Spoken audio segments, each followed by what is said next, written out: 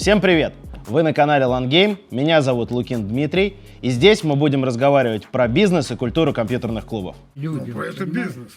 Хочу всем напомнить, что у нас есть блог на langame.ru, открытый чат для всех, кто интересуется клубной культурой в Телеграме, а также закрытый чат, куда мы приглашаем владельцев и управляющих компьютерных клубов, и где они делятся всеми своими проблемами и жизненными ситуациями в действующих клубах.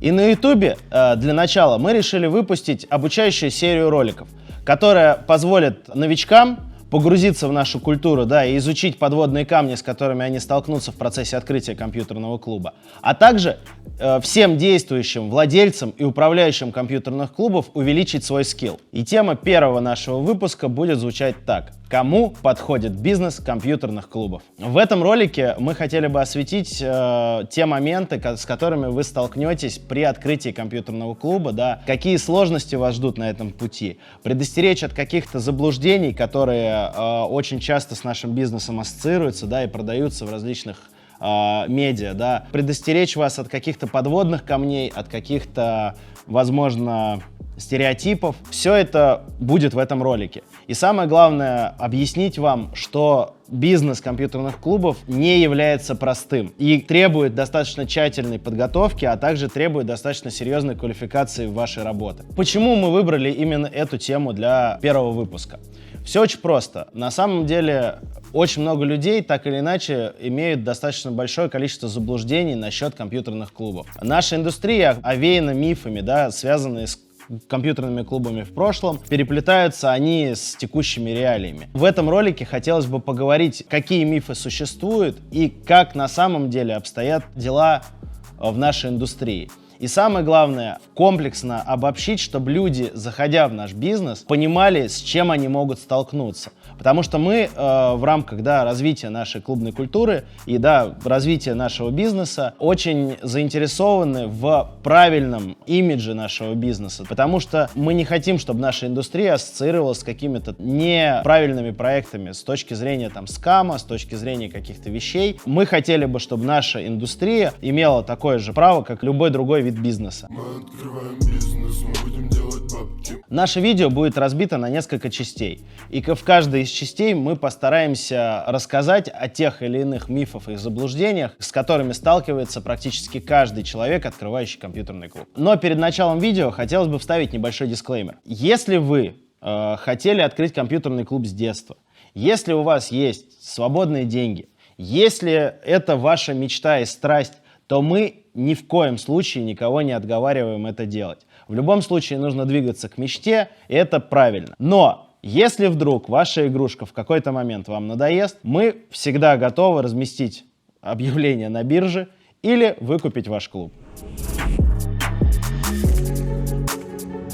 И первый пункт, о котором мы будем говорить, это пассивность бизнеса. Я очень часто так или иначе сталкиваюсь с людьми, которые считают, что в нашем бизнесе достаточно купить компьютеры, поставить их в помещении, и они начнут работать сами. Ничего подобного. Такого не произойдет. Так или иначе, вам придется разобраться в особенностях данного бизнеса. Этот бизнес, да, не такой сложный, как, например, открытие того же ресторана. Но на самом деле здесь тоже есть огромное количество подводных камней, связанных с работой компьютеров, связанных с работой персонала, связанных с обучением, с контингентом, с особенностями круглосуточной работы. И пассивным этот бизнес назвать никак нельзя. Если вам при каком-то моменте продают, что этот бизнес не требует никаких усилий от вас, то перед вами чаще всего может стоять мошенник. Если вам продают клуб под ключ, знайте всегда, что при построении клуба под ключ подрядчик зарабатывает на том, чтобы построить вам клуб. Он зарабатывает на поставках материалов, на работе, ремонте, на настройке. Но он физически не заинтересован в дальнейшей работе вашего клуба. То есть он заработал деньги и, в принципе, дальше делайте, что хотите. То же самое касается любых управляющих. Да, управляющий — это наемный человек, который не заинтересован в том, чтобы приносить вам какой-то дополнительный доход и прыгать выше своей головы. Его задача — заработать денег прежде всего. Соответственно, если вы отправите управляющего на самотек, есть шанс, что вы начнете терять деньги различными способами. Это могут и быть и недополученная прибыль, а может быть и прямое воровство. И те, и другие вещи на самом деле просто бьют по вашему карману и не более. То есть если вы вложили там в клуб 10 миллионов и хотели бы из него получать 700-800 тысяч ежемесячно, то вы будете получать 100 или 200 или 300. Огромное количество заблуждений у людей, кто покупает франшизы. Франшиза не гарантирует вам доход как есть. Это не управляющая компания, которая за вас построит все ваши процессы. Франшиза может вам продать бренд. Франшиза вам может построить маркетинг. Франшиза может вам дать консультации. Но в любом случае это ваш бизнес. И франшиза выступает как бы невольным, консультантом в этом бизнесе. Но если вы хотите, чтобы ваш бизнес приносил бабки, вы должны, если вы вообще не разбираетесь в бизнесе, то погружаться в него там первые 3-6 месяцев, кому-то потребуется год. И только после того, как вы погрузитесь во все процессы, изучите их, и только после этого вы сможете отойти от дел, да, и уделять бизнесу чуть меньше времени. И вы будете, самое главное, понимать, где его контролировать. Отдельно хотелось еще зацепить тему администраторов. Многие люди в маленьких городах вообще оставляют клуб по факту автономно на администраторов. Считает, что администраторы не будут воровать, город маленький, да, у администраторов там очень большие зарплаты, и в целом все люди идеальны. На самом деле это не так, и я призываю всех людей контролировать то, что делают свои администраторы. И даже недавно на сайте, на агрегаторе, да, в нашем блоге выходила статья, она, по-моему, называлась «20 способов, как администраторы обманывают заведения». Мы когда первый клуб свой брали, там по выручкам было заявлено 600 тысяч выручки и там порядка 200 или 300 тысяч прибыли. Полез в операционку смотреть, общаться с пацанами вообще, что происходит, приглядываться, что происходит. И тут я понял, что больше там половины прибыли, то есть это еще там 300-350 тысяч. Сколько? Админы просто нагло зарабатывают.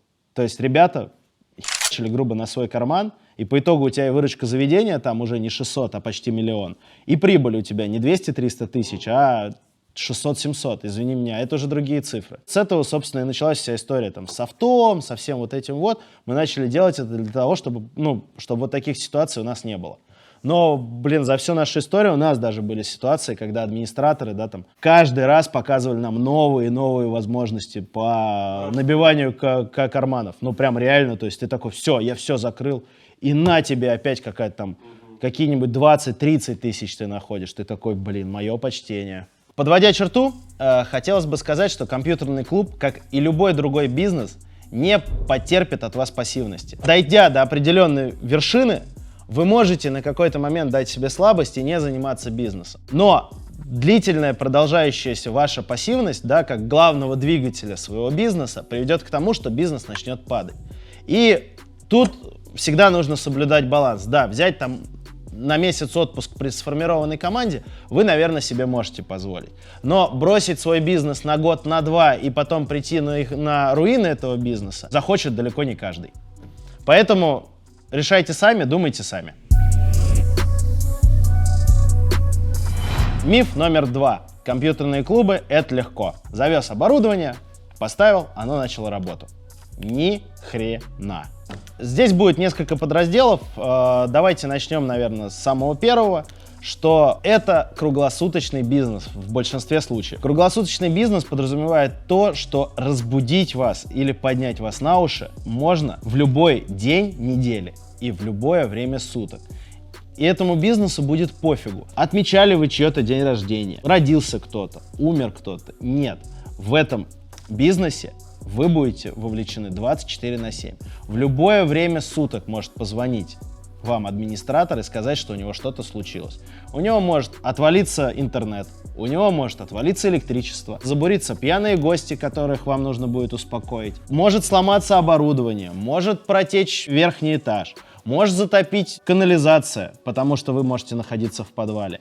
И еще куча ситуаций, которые невозможно в принципе предугадать. Второй пункт. Клуб — это достаточно дорогая игрушка, в которой стоит много дорогостоящего оборудования.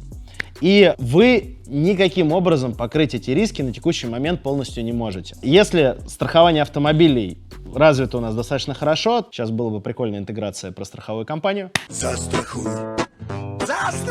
братуху. То страхование оборудования, особенно игрового оборудования, у нас дорогие компьютеры развиты ну, не настолько хорошо. Поэтому переживать вы все равно будете за их сохранность, и у вас будет так некоторый моральный груз, что у вас стоит энная сумма миллионов в каком-то помещении с какими-то левыми людьми, и вообще, что с этим оборудованием происходит. Поэтому всевозможные там протечки, всевозможные там драки, да, ну, с нашим бизнесом много вещей связано, приятных и неприятных. Какие-то вещи можно, да, отбить на этапе там проектирования, какие-то нет. И в любом случае вы будете переживать за этот бизнес, и этот моральный груз, с ним тоже придется жить. И это нифига не легко, скажу вам я. На первом клубе я реально вставал там по каждому звонку своих администраторов.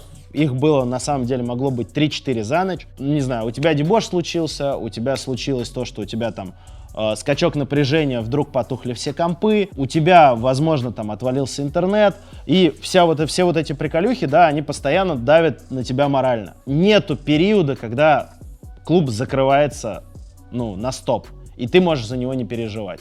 Я переживал, вы не поверите, даже в новогоднюю ночь, когда я праздновал и сидел за застольем, и наши клубы были закрыты, я все равно сидел там и раз в час, раз в 2 часа проверял камеры, чтобы никто не залез, никто ничего не своровал, да, и клуб не пострадал. Я не знаю, кто как относится к деньгам и у кого какие запасы средств, но 10-15 миллионов для меня это достаточно большая сумма, и я за нее частенько переживаю. Третий пункт. Вы работаете в сфере услуг. А это значит, что вы работаете с достаточно большим количеством людей, и при этом вы работаете еще в достаточно низком чеке. А значит, эти люди обладают не самыми высокими нравами и чувствами. Чтобы вы понимали, там возможны ситуации, где люди будут вести себя некорректно, и эти ситуации не всегда будут способны разрулить ваш админ или управляющий. Так как это сфера услуг, вы достаточно часто будете сталкиваться с различными проверками. На вас могут нажаловаться, к вам могут вызвать полицию, к вам могут вызвать Роспотребнадзор, какие-то дополнительные санкции. Да я не могу даже сказать, что я до сих пор привык к проверкам. Каждая проверка так или иначе выбивает тебя из колеи и по факту рушит все твои планы на текущий день.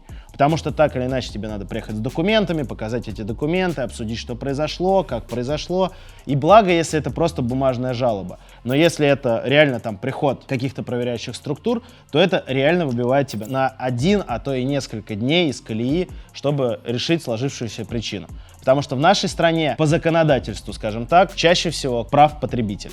И четвертый пункт — это то, что вы ограничены по выручке и ограничены по прибыли. Связан он с тем, что в сутках 24 часа, у вас ограниченное количество мест, и вы не можете продать там больше мест или больше времени, чем у вас есть. В связи с этим вы должны в первую очередь будете резать расходы, а расходы резать всегда сложнее и трудозатратней.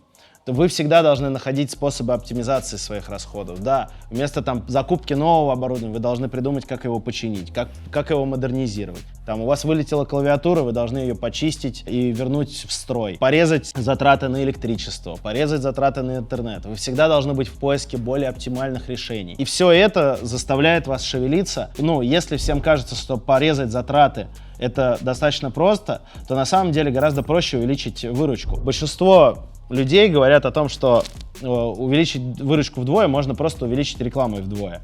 То в случае с затратами это так не работает. Нет готовых инструментов, которые вам такие чпок, и вы порезали все затраты вдвое. Нет. Затраты — это вот реально, это ваше погружение, ваш какой-то скальпинг в то, из чего состоит ваш бизнес. И если вы начнете понимать, как он строится, только после этого вы сможете реально объективно резать затраты не в ущерб своего бизнеса. Подводя черту под всем вышесказанным, хочется сказать, что компьютерные клубы — это ни хрена не легко. Вам потребуется постоянный рост компетенций и постоянный рост скиллов, чтобы ваш бизнес был успешный. Естественно, мы не говорим про то, если ваш клуб является игрушкой. И следующий миф, что компьютерные клубы равно киберспорт. Откуда этот миф взялся? Ну, начнем по порядку, да. Киберспорт, что такое в понимании большинства людей? Это миллионные охваты, миллионные бюджеты, это какие-то крупные ивенты с крупными командами. И все вот это вот окружено огромным количеством бабла. А вокруг чего это бабло строится? Правильно, компьютеры, компьютерные игры. Что такое компьютерные клубы? Компьютеры и игры. Делаем простые логические умозаключения. Киберспорт равно компьютерные клубы. Но все это нифига не так.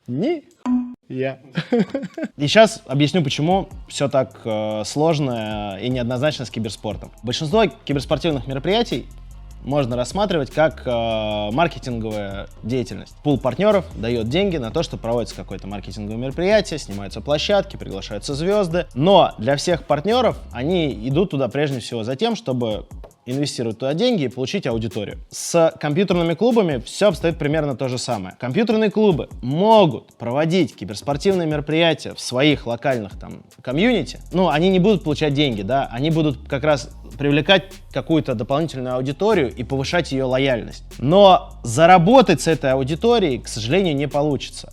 Потому что большинство киберспортсменов привыкли, что ивенты проводятся либо бесплатно, либо за какую-то очень маленькую денежку, которая не окупает все организационные расходы. Выстроить такую систему, чтобы киберспортивные соревнования в компьютерных клубах стали профитные, практически невозможно. Вам так или иначе придется либо датировать эти соревнования из своего бюджета, либо привлекать каких-то сторонних партнеров, которые дадут вам дополнительные деньги в призовой, либо в организацию, либо еще во что-то.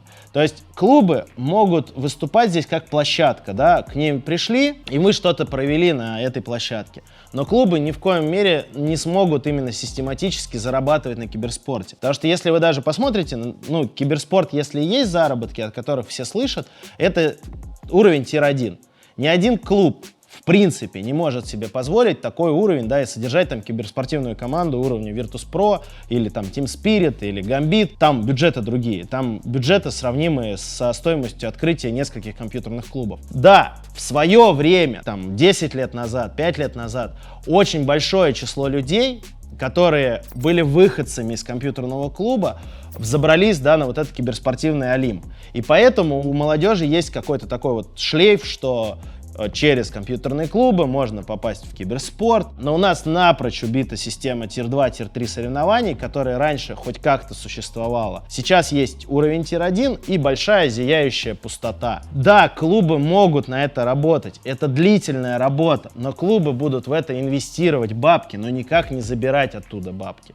Это как бы основной поинт, который хотелось бы здесь отразить. Кратко резюмируя, клубы могут быть площадкой для киберспорта. Клубы могут использовать киберспорт как маркетинговый инструмент, который позволит вовлечь дополнительную аудиторию в свои заведения. Да, клубы могут так или иначе взаимодействовать, да, с какими-то спортивными организациями и проводить какие-то турниры и зарабатывать на этом как площадка. Но основной заработок компьютерного клуба будет строиться на том, что он предоставляет сервис обычным казуальным игрокам, которые приходят и просто хотят качественно провести время и поиграть в компьютерные игры. Это основной поинт, который должен быть в голове у всех, кто открывает компьютерный клуб. Короче, мы можем заработать маленькие копейки, но рекламные миллиарды в любом случае попилят крупные корпорации. Здесь хотелось бы сделать маленькую ремарку и сказать о том, для чего мы сделали проект LAN-Game. Собственно, одна из задач нашего проекта — добиться того, чтобы клубы стали частью киберспорта. В нашем понимании, в нашем видении, киберспорт — это такой же спорт, как и все остальные виды спорта, которые есть в нашей стране и в любых других странах мира. Но есть маленькая коллизия, что у киберспорта нету своих площадок. То есть у футбола есть футбольные стадионы, у хоккея есть хоккейные стадионы, там есть стадион для легкой атлетики. Притом у каждого вида спорта что-то, ну, есть какой-то свой объект инфраструктуры. У киберспорта таких объектов нет. И клубы по-хорошему могли бы стать вот этим вот объектом, где люди могли бы заниматься этим видом спорта. Вид спорта достаточно молодой, да, до этого мы, скорее всего, еще не дожили просто, но киберспорту нужны свои площадки. И вот клубы как раз могут выступать этими площадками, куда народ может прийти поиграть, где народ может прийти обучиться, ну, игре. Например, когда я в доту учился играть, ну, типа, я вообще не понял, что там делать. И пока я пацанам в клуб не пришел, и они меня не научили, да, на двух пальцах не рассказали, как это делать, а за YouTube я тогда мало шарил, у меня, ну, ничего не получалось. Помимо этого, ты можешь поучаствовать в каких-то соревнованиях. Вот я, допустим, в детстве занимался тэквондо, да, ездил на какие-то соревнования, то есть они были районные, городские, российские, были постоянно какие-то движники. И вот как раз на базе клубов такие движники можно будет делать. И мы в рамках проекта LAN-Game как раз это и хотим сделать, чтобы была какая-то нормативная база, чтобы киберклубы при выполнении ряда условий могли быть признаны спортивными объектами, получить какие-то льготы, да, и в целом, чтобы бизнес компьютерных клубов смог сраститься с киберспортом, да, и обе части, да, обе составляющие, компьютерные клубы и киберспорт, могли получить некоторый профит от совместного взаимодействия. Помимо того, что в лангейме, да, очень много идей для того, как это развивать, мы обтачивали в своих клубах F5, то есть мы проводим регулярно турниры, мы обтачиваем форматы турниров, и мы обтачиваем варианты вовлечения игроков, простых игроков, в турнирные движухи, чтобы киберспорт стал интересен не просто на уровне тир-1, но также вот эта лесенка могла выстроиться от тир-4 до тир-1, там, тир-4, тир-3, тир-2. Назовем условно это там, не знаю, внутришкольный турнир, турнир в рамках там района, турнир в рамках города, турнир в рамках области и турнир в рамках там России. При условии текущей ситуации, что Россия оказалась в некотором роде отрезана от всей остальной инфраструктуры киберспортивной, мы видим возможность построить, киберспорт здорового человека в нашем понимании. Компьютерные клубы в представлении многих людей выступают как центры сверхприбыли или вариант надежной инвестиции. Давайте распределимся с первым поинтом, что сверхприбыли и надежные инвестиции — это две стороны одной медали. То есть у вас либо сверхприбыли, либо надежные инвестиции. За надежными инвестициями вам в банк, там сверхприбылями и не пахнет, 5-7%. А вот что касается сверхприбылей, то чаще всего это какие-то рисковые активы, в которые вы можете войти, а можете все потерять. Например, как в казино, 36-1. Рот этого казино. Поэтому, во-первых, два этих тезиса ни в коем случае нельзя смешать. Во-вторых, все это рассматривается, то есть есть риск, есть доходность. Чем выше риск, тем выше доходность. Чем ниже риск, тем ниже доходность. Не знаю, кому я это объясняю всем. У меня финансовое образование, я должен с кем-то был этим поделиться. Теперь давайте к сути. Обсудим поинт надежные инвестиции. Для меня клубы не выглядят прям гипернадежные инвестиции, потому что по факту у вас есть возможность потерять примерно половину стоимости любого клуба.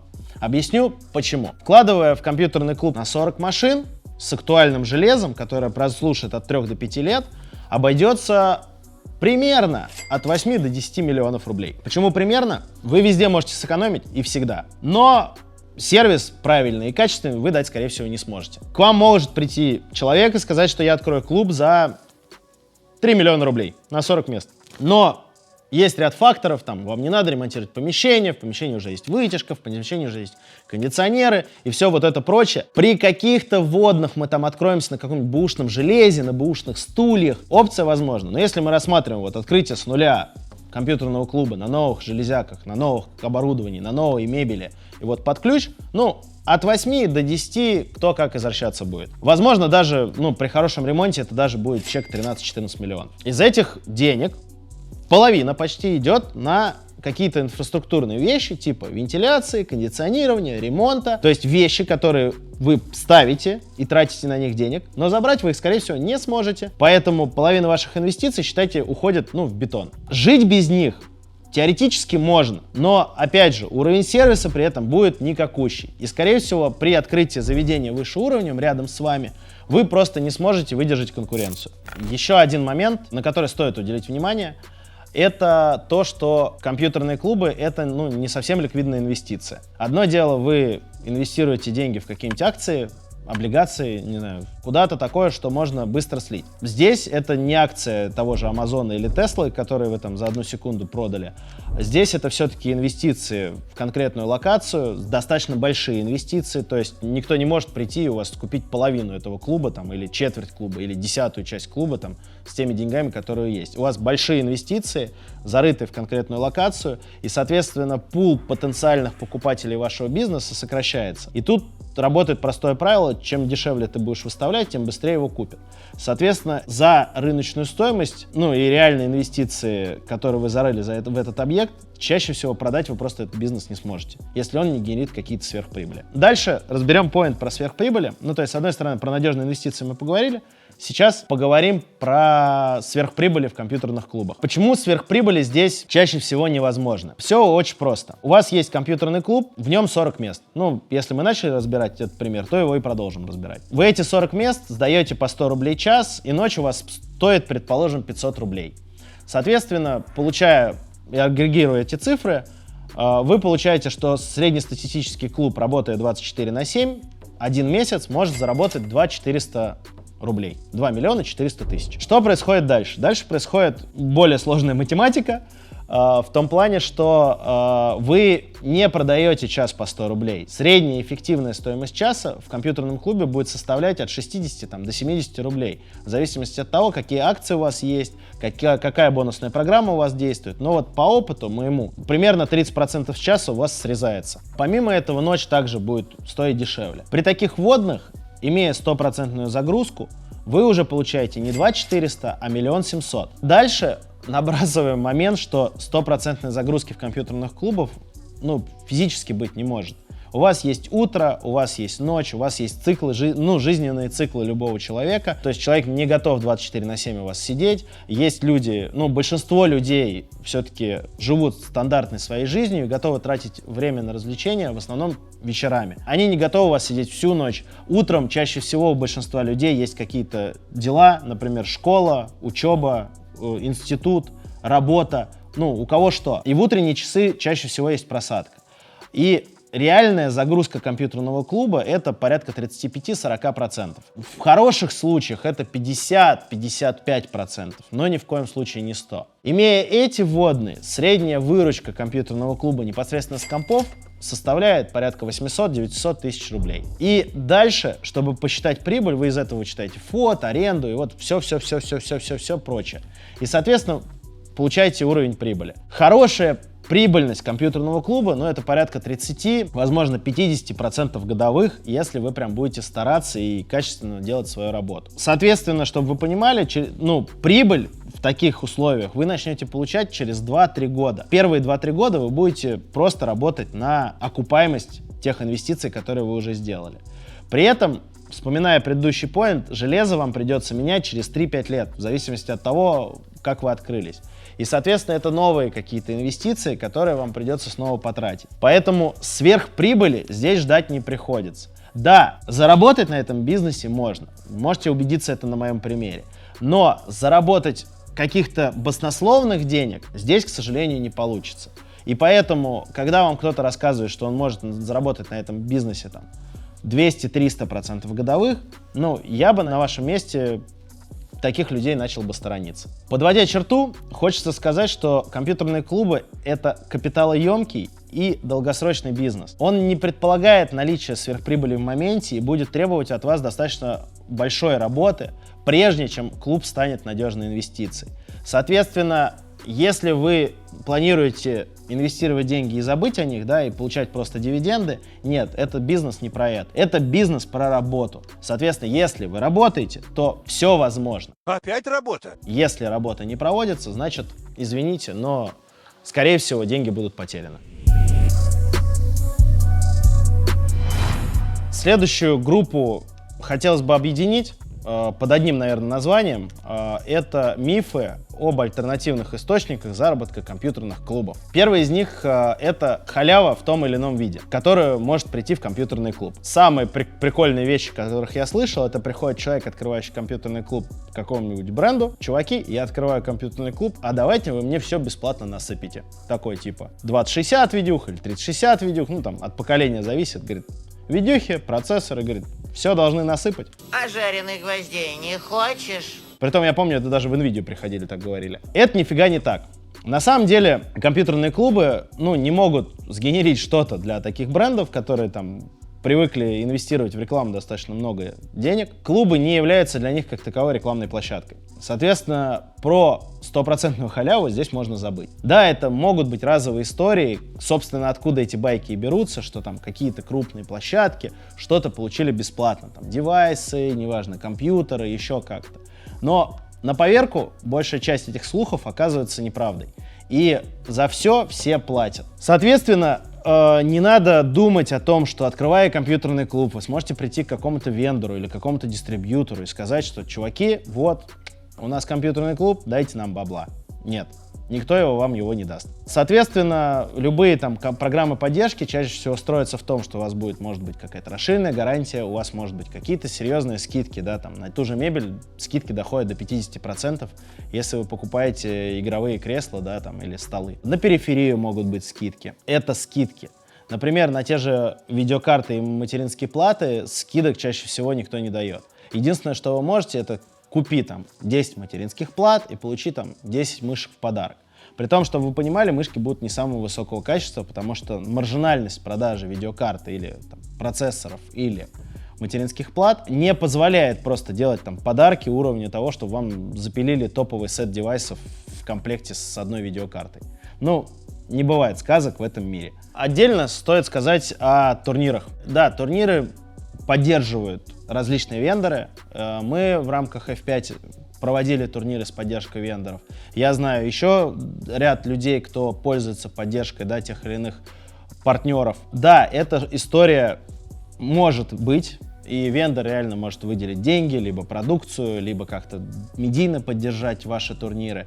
Но взамен чаще всего люди требуют какие-то материалы, чтобы эти материалы были качественные и красивые. Но, к сожалению, большинство клубов не понимают, как эти материалы подготовить и как материалы эти подать.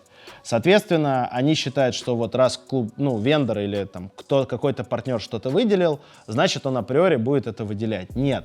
Для большинства вендоров это будет так или иначе какой-то эксперимент. Если эксперимент признают неудачным, значит, вы следующую поддержку не получите. Поэтому я всех настоятельно призываю, что если вы получаете какую-то поддержку, эту поддержку в любом случае надо отрабатывать. Потому что партнер инвестирует в вас денежные средства и хочет получить обратный результат. Если результата нет, то в следующее партнерство вряд ли этот бренд зайдет. Халявы не будет! И халявы на нашем рынке в связи с тем, что уже ряд людей походили по рынку и пособирали бабки, на какие-то бренды просто закрыты для инвестиций, да, для какой-то поддержки. Поэтому я всех призываю, что если все-таки вы получаете какую-то поддержку, отчитываться и проводить результаты по этой поддержке, нужно максимально качественно. Как будто от этого зависит ваша жизнь.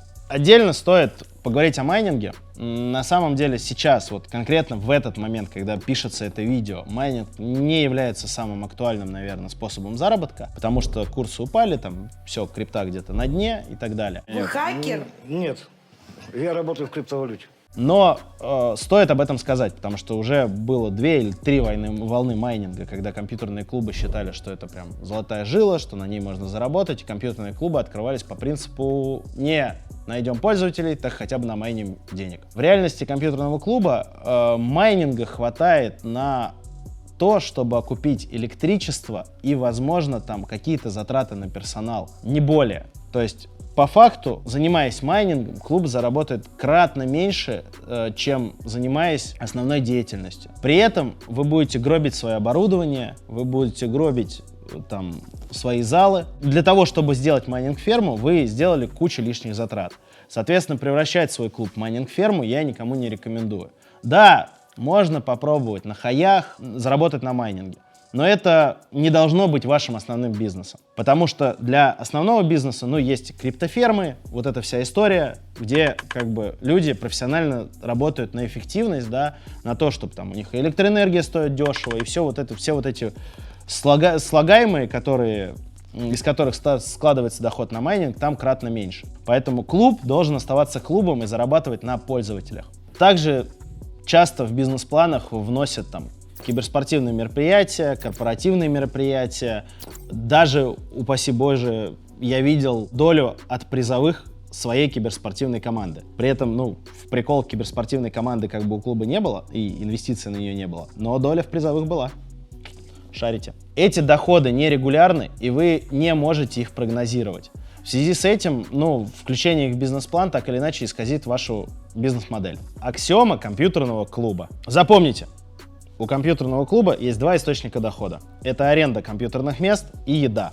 Еда, напитки, кальяны, какая-то сопутка. И для среднестатистического компьютерного клуба, который мы будем рассматривать, доля доходов на второй части, да, это еда, напитки, любая сопутка, будет составлять порядка 20-30% от выручки компьютеров. Да, есть заведения, в которых превалируют вот эти как бы назовем дополнительные продукты. Но мы говорим сейчас о бизнесе не ресторана, а именно компьютерного клуба. Соответственно, основной заработок компьютерного клуба — это аренда ПК, ну там, аренда ПК и PlayStation. Соответственно, остальное — это сайт-заработок. Вот этот сайт-заработок будет составлять 20-30%. Вообще, тема еды и напитков в компьютерных клубах заслуживает отдельного видео. И мы его обязательно в будущем для вас снимем. В сегодняшнем ролике мы рассмотрели основные мифы, которыми вы столкнетесь при инвестировании в компьютерные клубы. Мы бы хотели снять розовые очки с большинства инвесторов, мы бы хотели бы развенчать эти заблуждения. И самое главное, что хотелось бы сказать, что компьютерные клубы, как и любой другой бизнес, на самом деле подходят каждому. Но этот бизнес в силу своей специфики подразумевает ряд сложностей и также подразумевает от вас достаточно серьезной работы. Если вы будете работать над собой, если вы будете работать над своей командой, если вы в принципе в этом заинтересованы, то бизнес рабочий и может принести вам доходы. Но главное, что вы должны себе усвоить, что в этом бизнесе потребуется работа. Короче, мы наконец-таки сняли первое видео. Пожалуйста, не судите меня строго. Это первый мой ролик в качестве ведущего. У меня не было никогда такого экспириенса. Можно просто. Но на самом деле, что бы хотелось, если у вас есть критика, если вы чем-то недовольны или наоборот вы готовы меня похвалить, пожалуйста, пишите в комментарии.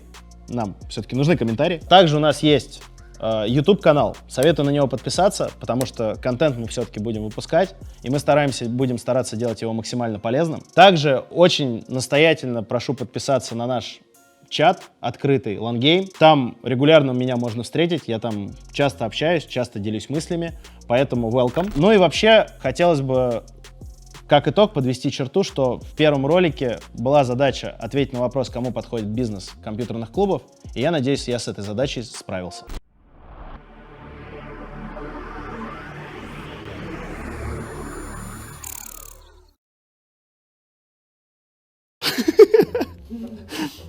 Напряжение. Да. Брешешь. Собственно, благодаря всему этому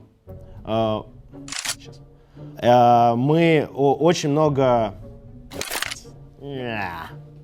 и делали свои клубы после этого. Мы достаточно... Благодаря всему этому. Я никогда не... Чего упрощать, если мне это надо сказать, и надо сказать как-то живо. Пришел в этот бизнес, потому что имею какие-то романтические связи с киберспортом. Важно понимать, что я...